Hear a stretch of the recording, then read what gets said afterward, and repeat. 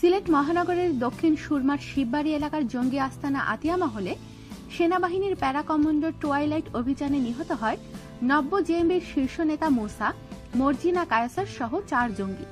নিহত 4 জঙ্গির মধ্যে 3 জনের পরিচয় শনাক্ত করা হয়েছে এবং বাকি 1 জঙ্গির পরিচয় এখনো শনাক্ত করা যায়নি।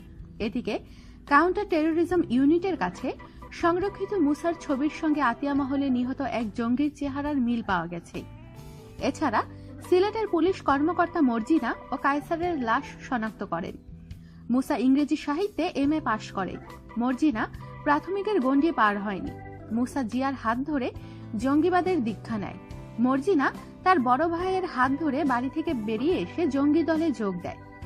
সূত্র জানায়, সিলেটের আতিয়া মহলের জঙ্গি আস্তানায় নিহতদের একজন নব্য জেএমবিদের শীর্ষ নেতা মইনুল ইসলাম ওরফে মুসা। নিহত 1 জঙ্গির চেহারার সঙ্গে কাউন্টার টেরোরিজম ইউনিটের কাছে সংরক্ষিত মুছার ছবির মিল পাওয়া গেছে। অভিযোগের আগে আইনশৃঙ্খলা বাহিনীর কাছে তথ্য ছিল এ বাড়িতেই মুসা অবস্থান করছে। পুলিশের মতে মুসা নব্য জেএমবির শীর্ষ নেতা। নব্য জেএমবির কয়েকজন শীর্ষ নেতা নিহত হওয়ার পর মুসা নব্য জেএমবিকে গোছানোর কাজে হাত দেয়। কাউন্টার টেরোরিজম ইউনিটের কর্মকর্তারা বলেন, মৃত 1 জঙ্গির চেহারার সঙ্গে মুসার আগের ছবির মিল পাওয়া গেছে। এখন মুসার পরিবারের সদস্যদের ডিএনএ নমুনা সংগ্রহ করে তা মিলিয়ে দেখা হবে। জানা গেছে, গত বছরের 24শে ডিসেম্বর আশকোনার 1 জঙ্গি আস্তানা থেকে 4 মাসের শিশু সন্তান সহ গ্রেফতার করা হয় জঙ্গি মুসার স্ত্রী তিশামণিকে। ওই আস্তানায় অভিযানের আগেই মুসা পালিয়ে যায়। মিরপুরের রূপনগরে জঙ্গি বিরোধী অভিযানে নিহত মেজর জাহিদের হাত ধরে জঙ্গিবাদে জড়িয়ে পড়ে মইনুল ইসলাম মুসা। মুসা উত্তরার লাইফ স্কুলে একসময় শিক্ষকতা করলেও পরে নব্য জেএমবিতে যোগ দিয়েছিল স্ত্রী সহ। তবে মেধাবী ছাত্র মইনুলের জঙ্গি কর্মকাণ্ডে জড়িয়ে পড়ার খবরে হতবাক এলাকার মানুষও। গ্রামের মেধাবী ছাত্র মইনুলকে তারা কেউ মুসা নামে চেনেন না। সেই মইনুল যে নিউ জেএমবির নেতা মুসা, সেটা তারা মিডিয়ার কল্যাণে জানতে পেরেছেন। তিশার জঙ্গি কার্যকলাপে জড়িয়ে পড়ার খবরও একইভাবে জানতে পারেন স্থানীয়রা। গ্রামের সেই সাধারণ মেয়েটি জঙ্গিবাদের দীক্ষা নিয়েছে, এটা বিশ্বাস করতে পারছেন না গ্রামের মানুষ। বিভাগীয় শহর রাজশাহী থেকে প্রায় 60 কিলোমিটার দূরের ইউনিয়নটির নাম গণিপুর। এই ইউনিয়নের বুর্জুকোলা গ্রামের আবুল কালাম মোল্লার প্রথম পক্ষের স্ত্রীর বড় ছেলে মইনুল ওরফে মুসা। মুসার মায়ের নাম সুফিয়া বেগম। কালাম মোল্লার দ্বিতীয় স্ত্রীর আরো 3টি সন্তান রয়েছে। সুফিয়া বেগম জানান, পড়ালেখায় ছেলেটার মাথা ভালো ছিল বলে তার উপর আমাদের অনেক আশা ছিল।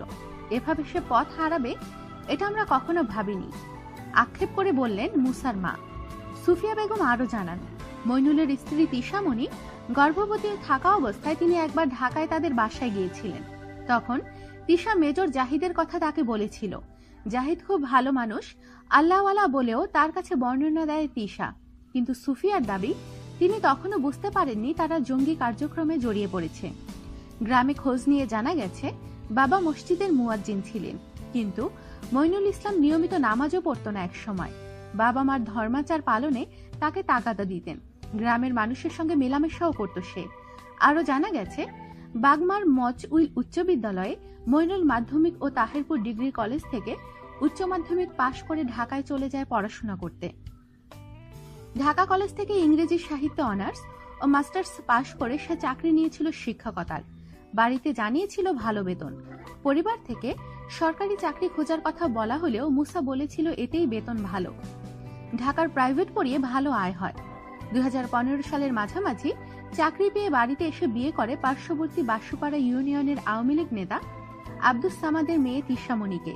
সর্বশেষ চলতি বছরের মার্চে বাড়িতে এসেছিল সে। এরপর জানিয়েছিল বিদেশে যাওয়ার চেষ্টা করছে, ফলে বাবার কিছু জমিও বিক্রি করে টাকা নিয়ে যায়। এরপর আর কোনো যোগাযোগ রাখেনি পরিবারের সঙ্গে। মুসার ভাই ফখরুল ইসলাম জানান, সর্বশেষ যখন বউ নিয়ে বাড়িতে আসে তখন মইনুলের আচার আচরণে ব্যাপক পরিবর্তন দেখেন তারা। ব্যাগ ভর্তি বইও সঙ্গে ছিল, কারোর সঙ্গে তেমন কথাও বলেনি, বাড়ির বাইরে কম যেত। একদিন সন্ধ্যার পর হঠাৎ করেই ব্যাগপত্র গুছিয়ে স্ত্রীকে সঙ্গে নিয়ে রাজশাহীর উদ্দেশ্যে বের হয়ে যায়।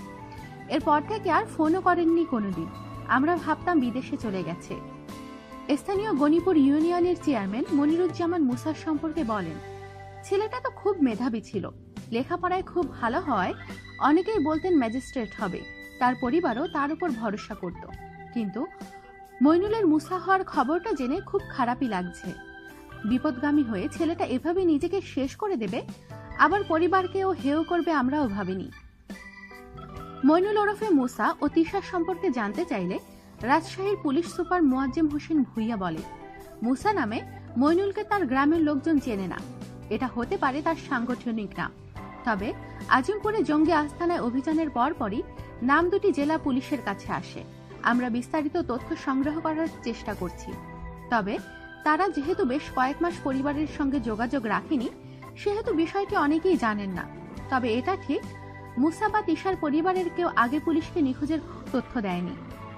এদিকে মর্জিনা বান্দরবানের কৃষক পরিবারের মঞ্জিয়ার পারভিন। এরই মধ্যে লাশ শনাক্ত করতে চট্টগ্রাম থেকে সিলেটের উদ্দেশ্যে রওনা দিয়েছেন মর্জিনার বাবা ও ভাই। সূত্র জানায়, সিলেটে জঙ্গি আস্তানা আতিয়া মহলে নিহত মর্জিনাই বান্দরবানের বাইশারি এলাকার মানজানিয়ারা পারভিন। বড় ভাই জহিরুল হক ও তার স্ত্রী আরজিনার কথায় দীর্ঘ 8 মাস আগে বাড়ি ছেড়েছিল সে। এরপর যোগ দেয় নব্য জেএমবিতে, প্রশিক্ষণ নেয় অস্ত্র চালানো এবং বিস্ফোরক তৈরির। লেখাপড়ায় প্রাথমিক বিদ্যালয়ের গণ্ডিও পেরোয়নি সে। বাইশারির কৃষক পরিবারের মেয়ে মঞ্জিয়ারা। তার বাবা পাঞ্চাশী নুরুল আলম নাগু। পরিবারের সবার ছোট ছিল সে। ছিল সহজ সরল প্রকৃতির, এ কারণে পরিবারের সবার আদরেরও ছিল। কিন্তু এই মেয়ে যে ধীরে ধীরে হয়ে উঠবে জেএমবির আত্মঘাতী দলের সদস্য, ভয়ঙ্কর জঙ্গি, তা কেউ বিশ্বাসই করতে পারছে না। এদিকে আতিয়া মহলে নিহত মর্জিনার লাশ শনাক্ত করতে মঙ্গলবার দুপুর 2টায় সিলেটের উদ্দেশ্যে রওনা দিয়েছেন মর্জিনার পরিবারের সদস্যরা। মর্জিনার বাবা নুরুল আলম নাগু ও বড় ভাই জিয়াউল হক সড়ক পথে চট্টগ্রাম থেকে সিলেটের উদ্দেশ্যে রওনা দেন। গত 15ই মার্চ চট্টগ্রামের সীতাকুণ্ডে পশ্চিম আমিরাবাদ সাধন কুঠির নামের একটি জঙ্গি আস্তানায় অভিযানে গ্রেফতার হয় এক জঙ্গি দম্পতি।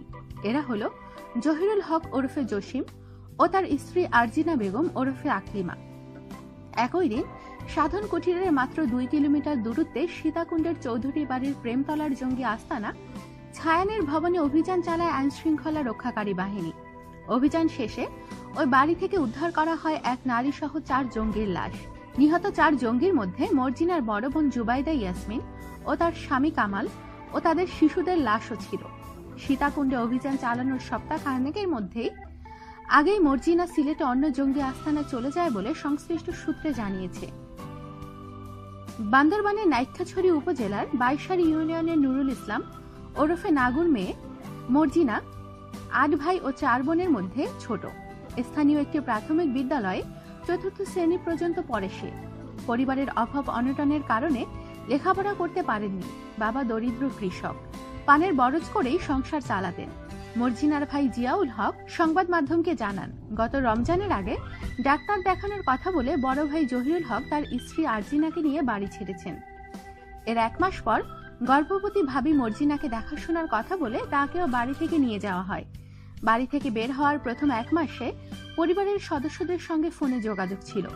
জিয়াউল হক আরো জানান, ঘর ছাড়ার পর প্রথম 1 মাস যখন ফোনে যোগাযোগ করা হতো, তখন মর্জিনা বলতো তারা ভালো আছে, চট্টগ্রাম শহরে আছে, তাদের জন্য কোনো চিন্তা করতে হবে না। একইভাবে বড় ভাই জহিরুল হকও বলতো তারা ভালো আছে, ভালো পাত্র পেলে মর্জিনাকে বিয়ে দেয়া হবে। জিয়াউল হক জানেন, তারা ঘুণাক্ষরে টের পাননি যে ভাই বোন সহ পরিবারের এতগুলো সদস্য জঙ্গি কার্যক্রমে জড়িয়ে পড়েছে। মর্জিনার বাবা নুরুল আলম জানান, সর্বশেষ সিলেটের আতিয়া মহলে অভিযান শুরুর 2য় দিনে তার মোবাইল ফোনে অপরিচিত একটি নাম্বার থেকে ফোন আসে। ওই নম্বরে তিনি ফোন করলে অপর প্রান্ত থেকে মর্জিনার কণ্ঠ, আমরা বিপদে আছি। এরপর ফোনের লাইন কেটে যায়, আর কথা বলতে পারেননি নুরুল আলম। চট্টগ্রাম রেঞ্জের অতিরিক্ত ডিআইজি সাখাওয়াত হোসেন বলেন, সীতাকুণ্ড থেকে গ্রেফতার জঙ্গি দম্পতির দেয়া তথ্যের ভিত্তিতে সিলেটের আতিয়া মহলে অভিযান চালানো হয়। অভিযানে আতিয়া মহলে নিহত 2 জঙ্গির লাশ প্রাথমিকভাবে শনাক্ত হয়েছে। এর মধ্যে সীতাকুণ্ড থেকে গ্রেফতার জহিরুলের বোন মঞ্জিয়ারা ওরফে মর্জিনা ও তার স্বামী কায়সারের লাশ আছে বলে শনাক্ত হয়েছে। আমাদের সাথেই থাকুন আর সাবস্ক্রাইব করুন।